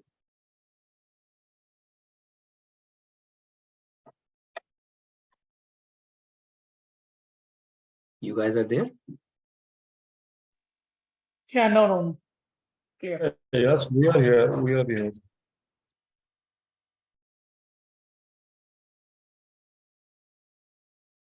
Yes, Kamar, you have any question on rolling wave planning? Yeah, I got the idea. Still, I'm focusing on this one, that the diagram and all these things to absorb it. Yeah. Yeah, it will take time. Okay, so you got the answer. The answer is A and B. Okay, so ignoring the project changes in the requirements is not an option, right? And not implementing a formal process for managing and approving schedule changes is not an option also. Okay, shall we move? Yes. Akbar, what was your second answer? D, right? Yeah.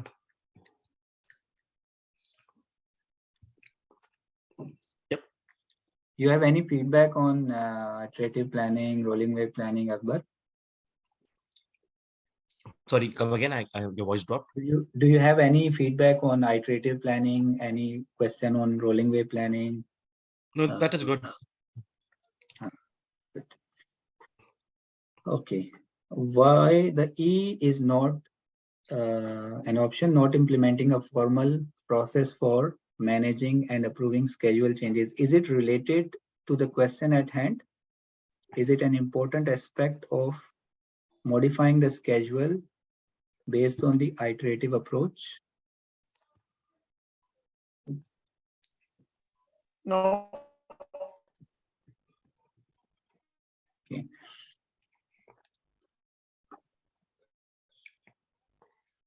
Okay. So actually what happens in the iterative approach is that changes are not made by following a rigorous change management process. In predictive projects, what happens is that in predictive projects, we talk with the customer in a contractual fashion. We talk that this is inside the scope, this will be delivered. This is outside the scope, we cannot deliver it. If you want it to be delivered, any additional thing, let us re-baseline. Let us analyze the impact of this change on the project objective, cost, schedule, and cost. We'll come back to you with additional time and cost required. Then we can incorporate this change. So this is a contractual talk with the customer.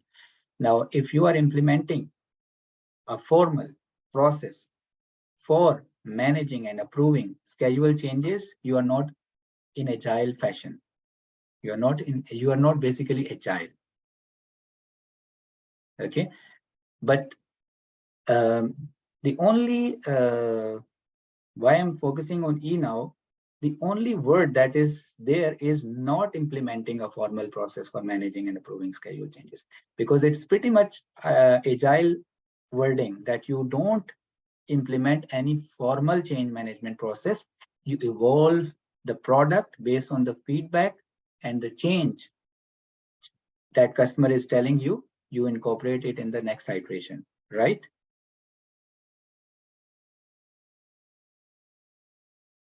Now revisit E, that E means that you're not implementing a formal process for managing and approving changes. You are actually open to change. You are welcoming change, right?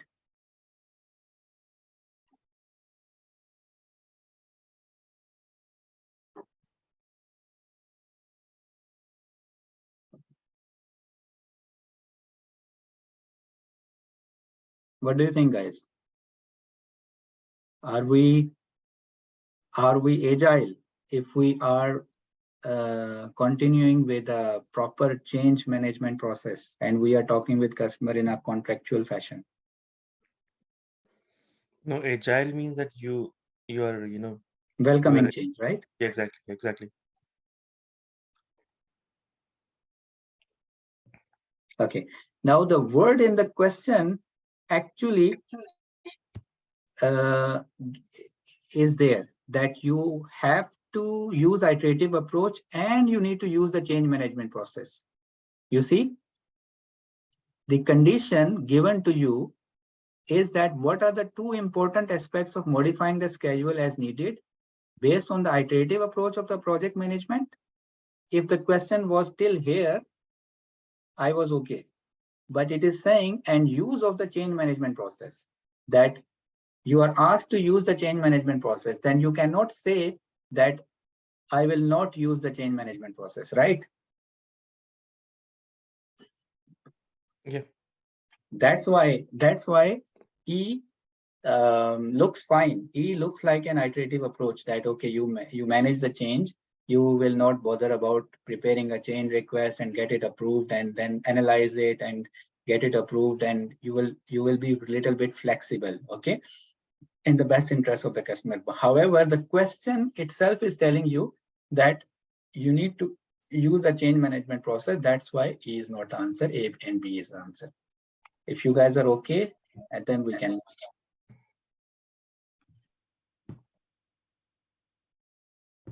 Okay, let's move forward. Yes, Kumar, you can read it.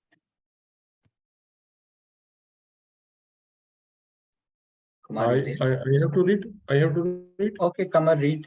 Yes. Okay. As a project manager, you are tasked with managing a new project for a tough customer who may charge penalties for late delivery. To ensure the project is completed on time, you have decided to use the hybrid approach of project management. Which of the following is an important aspect of modifying the schedule as needed based on this hybrid approach of project management? Choose two. Starting with the. Yes, please. Huh? Yes, go ahead. Okay. So, starting with the contractual approach to change management and adapting to a more flexible approach as a project progress. Incorporating agile techniques such as daily stand-up and sprint planning only in later stage of project. Prioritizing tasks based on customer needs and requirements. Ignoring project risks and focusing solely on the meeting the deadline. Implementing a rigid change control process for entire project duration. Yeah. So now, more or less, the question is same, but you are asked to take a decision in a hybrid environment. And just to give you some insight of the hybrid is that when teams go agile from a purely predictive background, so they adopt the agile methodology and they adopt some good practices of the agile methodology, but they keep doing the good things that they were doing in the predictive. So this is the mixture of two approaches, that what you are doing good, take it forward. What you are adopting agile, so take some of the practices and try using those practices of agile. So hybrid is in between agile and predictive, and it is good for the organizations which are starting with agile. Now you got the idea, right? Now in this sense, you can try to answer the question.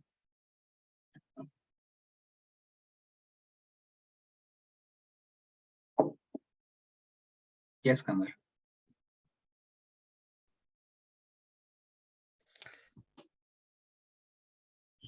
So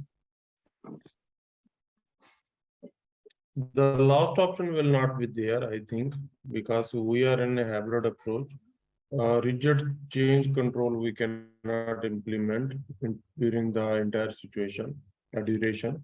Ignoring project risk we cannot take into. Prioritizing tasks based on the needs and requirements. It's kind of a more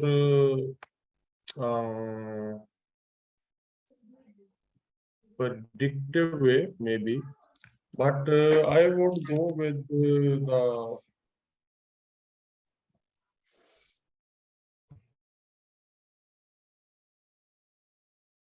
first option, starting with the contractual approach to change management and adopting to more flexible approach. But you need to choose two. What do you think, Akbar? So for me, first two will be relevant, most relevant. A and B, okay. A and B, yeah. Come to it, we'll come to it. A is correct. A is correct. B is not correct. I will come to the explanation. What Okay, do you okay. think, Akbar? A and C. Yeah, C is correct. C is correct. A is correct. Yes. I'll come to the justification. Any difference opinion, Kumar? Oh, no, still not. Okay.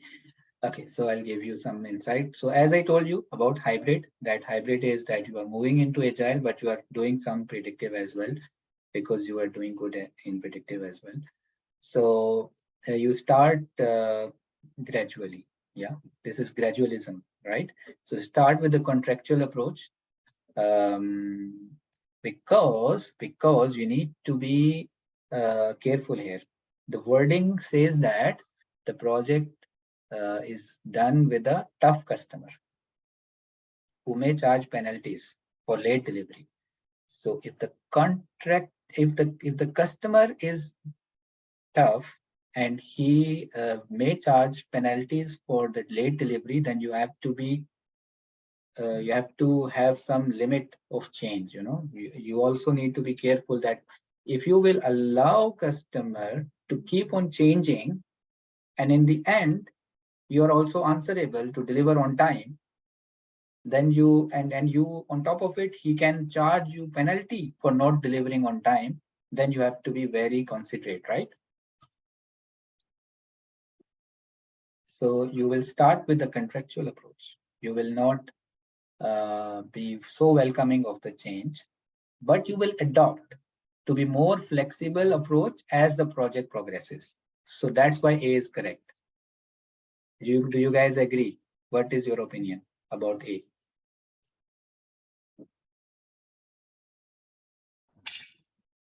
Yeah, definitely. I think A is more relevant also. Okay. Now let's talk about B. Incorporating agile techniques such as daily stand-up and sprint planning on later stages of the project. Now, why at later stages of the project? The thing is, if you are incorporating agile and daily stand-up is a good practice, sprint planning is a good practice, so it can be applied throughout the project. I have only issue with the wording which is saying that apply only in the later stages of the project. So why specifically later stages of the project? I can start with the daily stand-up from the day one. I should be flexible enough to use. I want to use, I should be allowed to use. Why I keep it for the later stages of the project? So that's why it's not correct. What do you think with this justification? Agree? Yeah. Now agree. I think that is not that much feasible. Yeah, To go it's with. not that much agile. If you are limiting me, if you're not giving me flexibility to use a practice at any point in the project, then I should be like, it's not agile. Okay. Yeah, exactly. Then C, prioritizing tasks based on the customer needs and requirements. So this is coming in the third question now, that prioritizing the tasks based on the customer needs and the requirement, it is important with this kind of customer, right? I mean, the customer is tough and he may charge us for the late delivery. So we need to make sure, at most, we need to make sure what we are developing is most valuable thing at any point in time. So we are reprioritizing and always working on the things that are having most value in the eyes of the customer, right?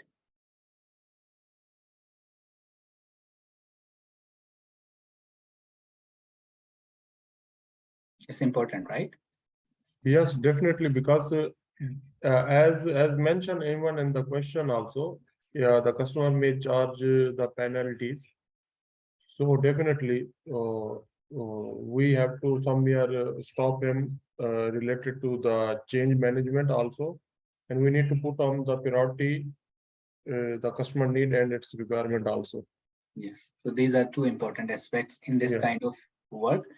Ignoring the project risk is not at all an option. We cannot ignore risks. So this is eliminated. Implementing a rigid change control process for entire duration of the project is not a good option, right? Instead, A is good option.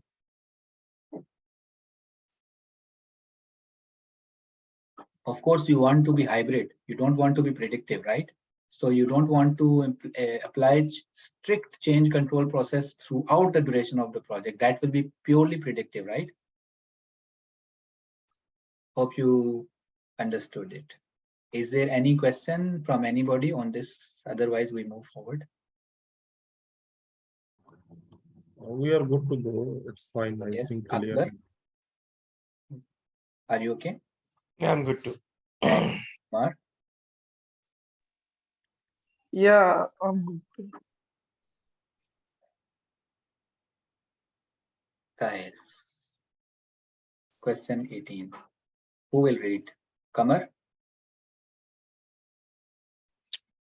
As a project manager, you are tasked with implementing the new inventory management system within your organization. You have decided to utilize historical data to improve the forecasting of future demand and optimize stock levels. Which of the following tools following tools would not require use of historical data for accurate forecasting and optimization? Monte Carlo analysis, trend analysis, time series, and sensitivity analysis. I think definitely trend analysis will show us historical data. Time series will also show the periodic and time-wise. Sensitivity will also, I think, somewhere help us. But first option, Monte Carlo. This is sensitivity and Monte Carlo. I think Monte Carlo's.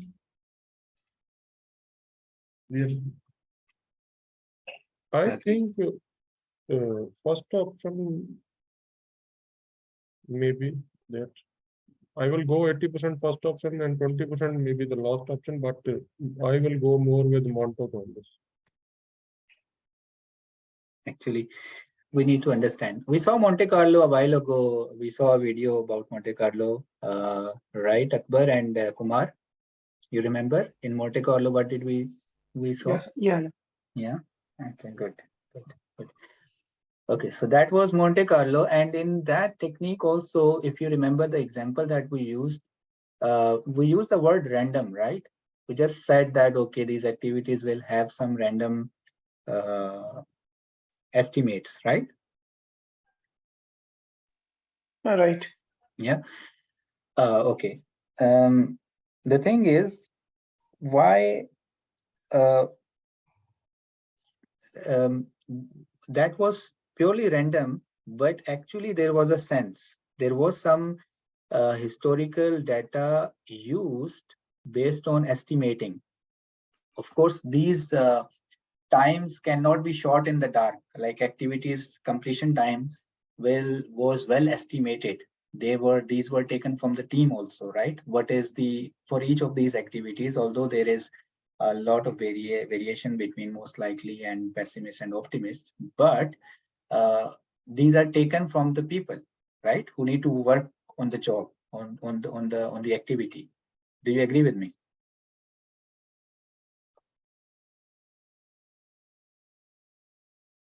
Is it okay, Kumar?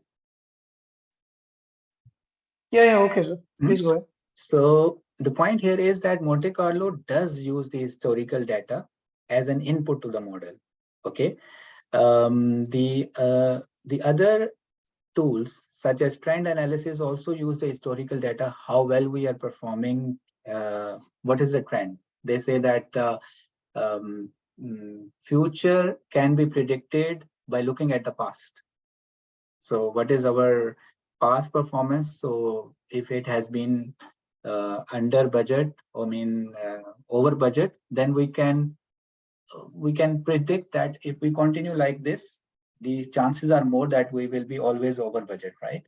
So future can be predicted based on the past performance. That's the trend analysis. So trend analysis also uses the historical data.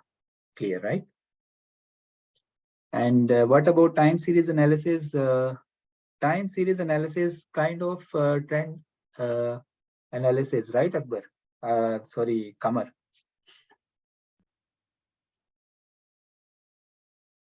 Yes, yes.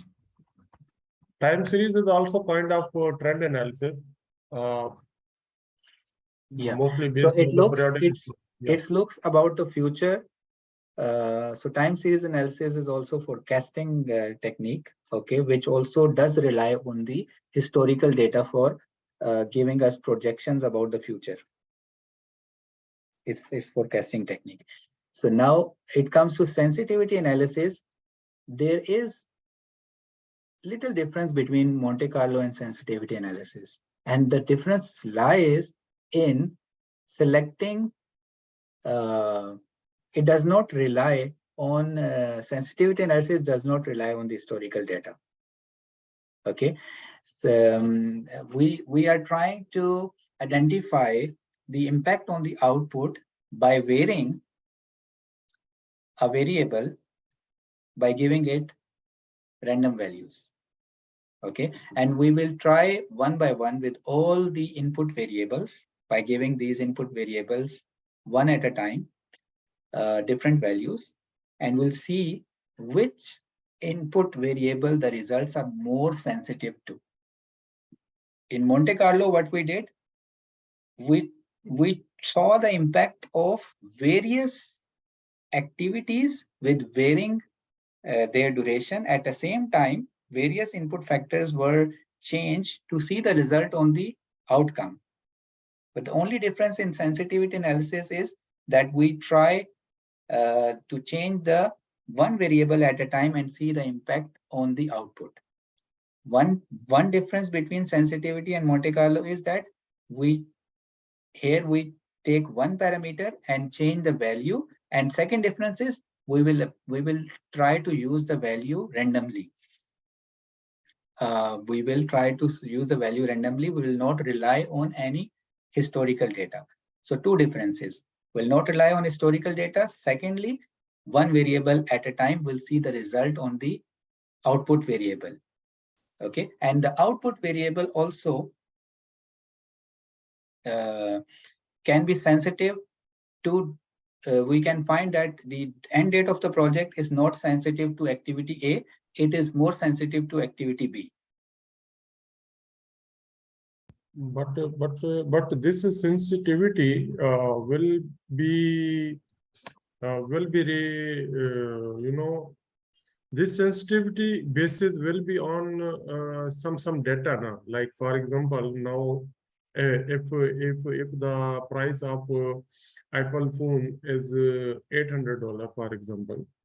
So if the trend or some regulations change, or maybe the demand decrease or something, so that the fractional the sensitivity of that the impact of that change is also part of that sensitivity. So we will be measuring that difference, what we are projecting and what we are going to calculate. So this sensitivity, like if there is any change in one variable or one input, so definitely that one input, maybe something is there that is going to change. So I think this is also some kind of historical. I don't know, maybe, but I just understand whatever I have in my mind, I said it. But the point is, sensitivity means, like, if something is already there and we are going to change it, like in term of variable, in term of input, in term of feedback, we are going to change it to check the sensitivity, how much this sensitivity, how the response is coming. Either it will decline more or it will increase more. Maybe I don't know, but okay, yeah.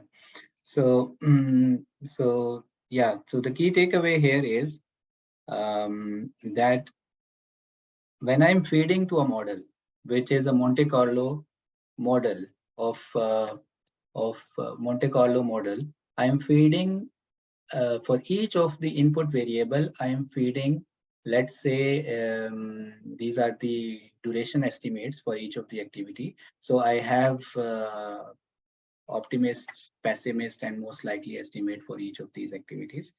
So I have gathered these optimist and most likely and pessimist estimates from each of these for each of these activities from the team, and I'm feeding it to the Monte Carlo simulation. All the input,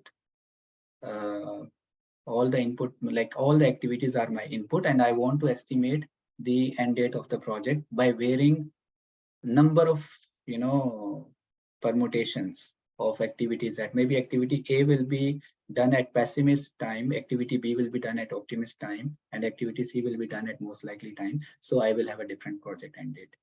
Similarly, if I have another combination, I will receive another end date. So that model is working on in some real estimates. It is working on some real estimates and giving me the possible end dates, range of end dates of the project. Okay.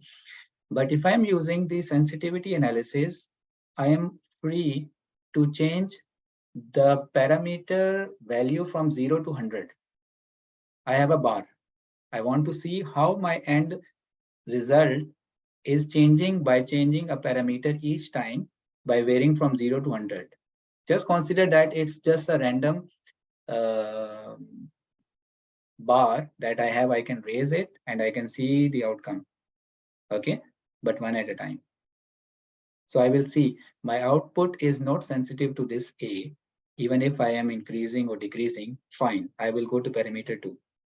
Then I'll see the result. My output is it sensitive? So let's take an example of, for example, you want to see what is the outcome on Agile projects. You have one parameter that you started using Agile, okay, Agile techniques. So let's say, what is the outcome of using the Agile techniques on the project end dates and the project getting, completed within the budget. Okay, so you start with 0% Agile, fine, it is predictive. Okay, there's no change. 5% Agile, let's say 15%, 20% Agile, and see what is the outcome like on the project cost and project budget. Okay, per project timelines. Okay, so if you see, there is another parameter also, which is project team size. So that also you can vary. Now you thought of using Agile practices 10%, 20%, 30%, and you saw the result on the outcome. Okay, we are getting project completed within the budget. Okay, within the time. Let's say now try to reduce or increase the team size. Okay, and see what is the outcome on the project the timely completion and within the cost. So once you vary the team size from 3 to 5, 5 to 6, 6 to 9, you will see what is the outcome on the project completion within the cost. Now, if you increase the team size, it's going to cost you, right? So then the cost of the project may shoot up, but maybe you will be able to reduce the time. Okay, so now you see that using the Agile practices from 0 to 100, it was in your own control. You will start day 100% Agile. All the practices from A to Z apply. See what is the result. You can put maximum number of people in every sprint. See what is the result. Or you can start gradually, 10% of the practices, few people, let's start and see what is the outcome. So now it's in your own control, right?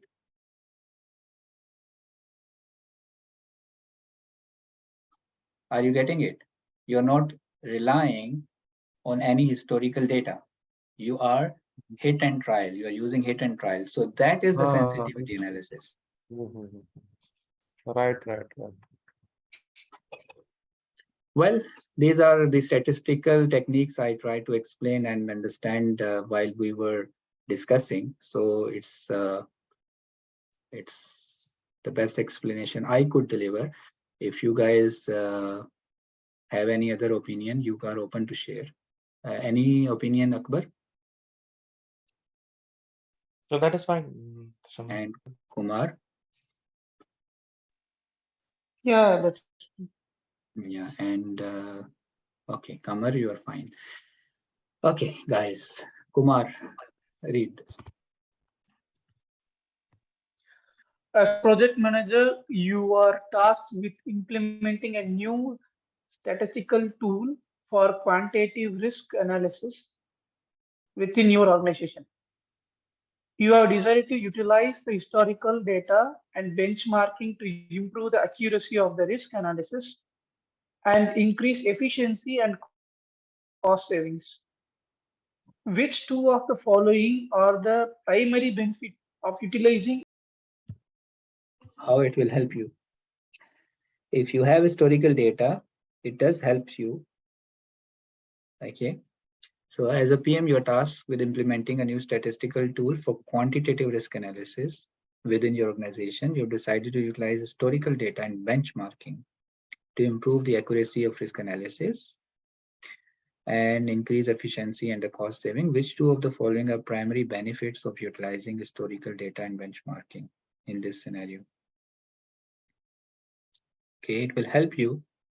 It will help you to improve accuracy of risk analysis.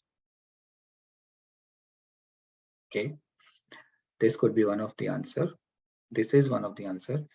Increased customer satisfaction. Okay, maybe. Improved communication among the team members. Not think so. Reduce project duration. Increase efficiency and cost saving. Okay. Reduce project duration, maybe, because you have the benchmark. So if you want to cost saving, so you need to reduce the duration of the project. So the let's try to identify what is the matching. I mean, what is the most appropriate option, which is addressing the problem in the question, right? Out of these, the purpose is to improve accuracy of risk analysis and increase efficiency and cost saving. The answer is there in the question.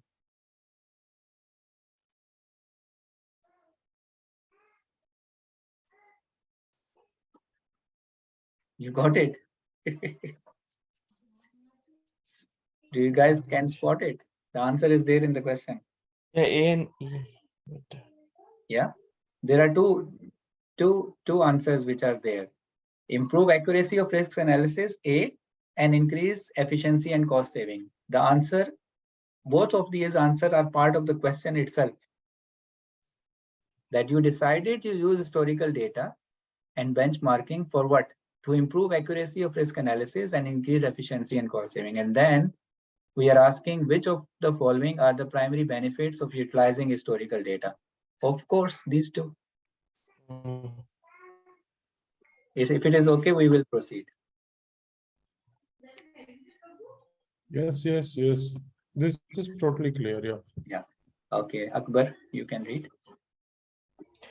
As a project manager for a software development project using the Scrum framework, you have noticed that your team is struggling to stay on schedule and deliver working software at each sprint review. Upon further investigation, you realize that the team is having difficulty managing dependency between the tasks. For example, the task of creating a login feature, task K, can be completed without a task of implementing two-factor authentication, task B, where it is decided that it will be beneficial to have two-factor authentication for security reasons. This problem is likely due to a lack of understanding and management of which type of dependency. So there are dependencies between the tasks. Task A, task B cannot start until task A is finished, right? It means that it's mandatory dependency. I can't do much. I have to wait for task A to finish and then task B can be started. If I have a dependency which is on my discretion, I start A. If I want to start A, I start A. If I want to start B, I can start B. There is no mandatory dependency between. Then it is called discretionary. On my discretion, right? Third is external dependency. So now I am dependent. Some external body is there, government body is there, or regulatory body is there, or maybe custom clearance is required. So that's kind of the external dependency. Internal dependency. Maybe internal to the organization, two projects are dependent on each other, or maybe two deliverables are dependent to each other. Okay, so that kind of a system related, maybe two modules of the system are dependent on each other. Okay, so that is kind of the internal dependency between the systems or within the system. So what is more exemplified in the question? Yes. Why? From the security perspective, you are better able to explain us. Tell us. Because if you want to implement login feature, right? For example, if you want to implement a username or password, or you want to implement two-factor authentication. So until and unless you don't implement login feature, and if you want to implement login feature, you want to know which sort of method you want to implement. Whether a plain, username password method, you want to implement single factor authentication, or you want to implement two-factor authentication. Like for example, when you go and enter your username password on your banking website, right? When you enter, you send a password to your mobile. So that is a two-factor authentication. Excellent. So both should go in hand if you want to have a security check. Yes, but one after So another. that is one after, exactly. So first is A has to go forward, but to take a decision on A, you have to be sure that what sort of feature you want to implement. So I would say both are in hand, but when you are planning, you have to take decision on both things. Yes, correct. If it is clear for everybody, we can move. Is it clear, Kumar and Kamar? See, B can be possible, but here they clearly mentioned for security reasons, right? So they are mainly concerned about security reasons over here. Yeah. Okay. Yeah. Just the concern I have because of the time. Yeah. We set off 3 hours for this meeting, and we already have passed 3 hours, right? Yeah. Okay. So I would request that we stop here. We should stick with the schedule. We were able to complete 20 questions today. I am more than happy to schedule this session another time based on your guys' decision, whatever time, day you want me to reschedule it. And we can see each other next week, same time also. What do you think as a suggestion?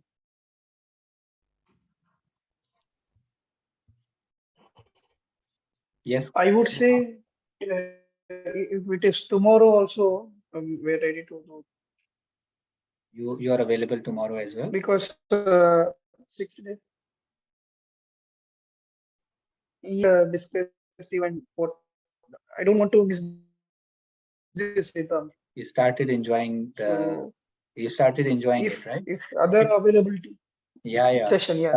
Kamal, Yeah. So are you the rhythm available should tomorrow? I am available, but I would give also some of the suggestion like yes. I think these questions you already shared with us, right? No. So I have to share. if instead of tomorrow, day after tomorrow, if tomorrow we do something by ourselves. No worries. We should mark it and we should come with the problem. Yeah, that will be more appropriate and more productive. So we will be focusing on problem. We can get the problem from Mr. Akbar or maybe Mr. Kumar. So yeah, that little practice, because in exam we will be only there. There will be no Mr. Tasham Qureshi to help us. So tomorrow we should have a practice by ourselves. We should do it, and day after tomorrow we should come with some of the problem to be highlighted, and there will be a no definite scenario. Yeah.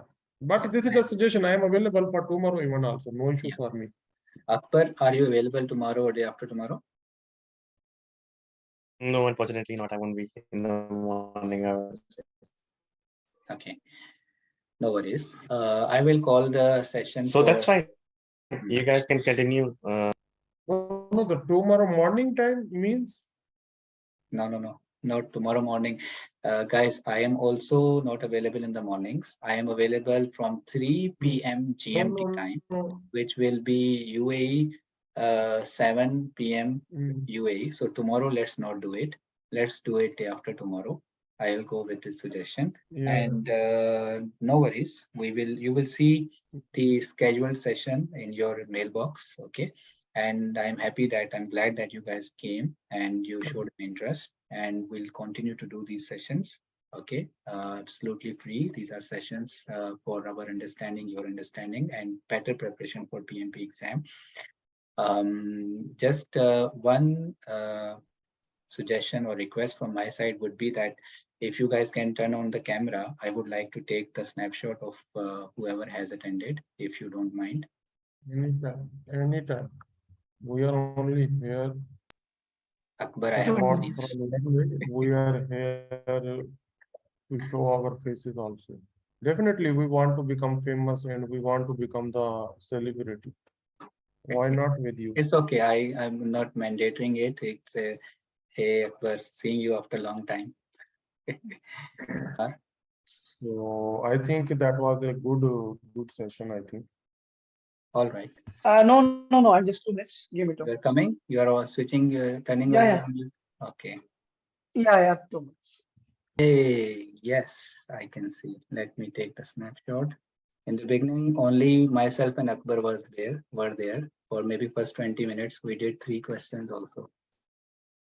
Hey guys, I have taken the snapshot. See you guys. Thank you. Enjoy. Thank you, Mr. Atikan. Thank you for your time and everything. Bye bye. Bye bye. Take care. Bye bye.